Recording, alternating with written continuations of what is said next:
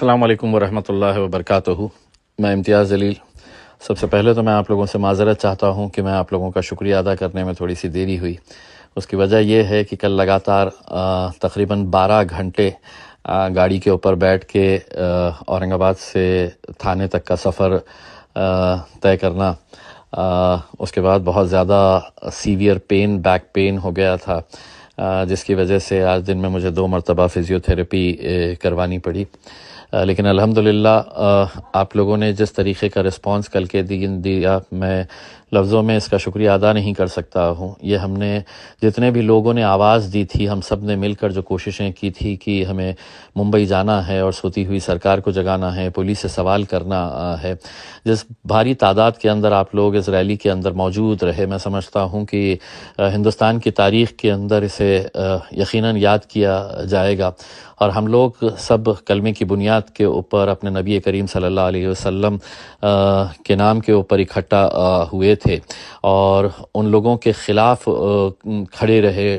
ڈٹ کر سرکار سے آنکھوں میں آنکھیں ڈال کر سوال کر رہے ہیں کہ آخر قانون اگر ہے تو اس قانون کا پالن کیوں نہیں ہو رہا ہے، کیوں اس طرح سے لوگوں کو چھوٹ دی جا رہی ہے۔ ایک بہت بڑا پیغام گیا، صرف مہاراشٹر میں ہی نہیں بلکہ ہندوستان بھر میں آپ لوگوں کی اس کوشش کو سراہا جا رہا ہے، بلکہ ہندوستان کے باہر سے بھی بہت سارے لوگوں نے اس کی تائید کی ہے کہ ہم لوگوں نے جس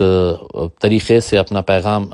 پہنچانے میں کچھ حد تک کامیاب ہوئے ہیں۔ مجھے معلوم ہے کہ ابھی بہت لڑائی باقی ہے، کیونکہ جو کوئی بھی حرکتیں ہو رہی ہے یہ سرکار کی وجہ سے ہو رہی ہے، سرکار کے کہنے کے اوپر ہو رہی ہے، اور سرکار کا پورا ساتھ ان لوگوں کو مل رہا ہے۔ اس وجہ سے ان کی زبان اتنی لمبی ہوتی جا رہی ہے۔ کہیں نہ کہیں اس زبان کو تھوڑی کم کرنے کا کام ہم لوگوں نے اتنی بڑی ریلی کے ذریعے کرنے میں سمجھتا ہوں کہ ہمیں کچھ حد تک تو ضرور کامیابی ملی ہے۔ لڑائی ابھی ختم نہیں ہوئی ہے، لڑائی ابھی اور بھی ہمیں کرنی ہے۔ بہت سارے لوگ سوشل میڈیا کے ذریعے اس کی تائید کر رہے ہیں، تو کچھ ایسے بھی لوگ ہیں جو ہر وقت کچھ نکتہ چینی کرنا ان کی ایک فطرت میں بنا ہوا ہوتا ہے۔ تنقید کرنا مطلب وہ اپنا فرض سمجھتے ہیں کہ اگر تھانے تک گئے تو بمبئی کیوں نہیں گئے، بمبئی گئے تو مکھیہ منتری سے کیوں نہیں ملے، اس طرح کے بہت ساری باتیں کر رہے ہیں۔ لیکن کچھ باتیں ایسی ہوتی ہے جو حکمتاً کرنی پڑتی ہے، اور کل ہم نے جو فیصلہ لیا ہے، میں سمجھتا ہوں کہ ہم نے اتنی بڑی ریلی نکال کر الحمدللہ جس طریقے سے ڈسپلن کا مظاہرہ کیا گیا تھا، جس اچھے طریقے سے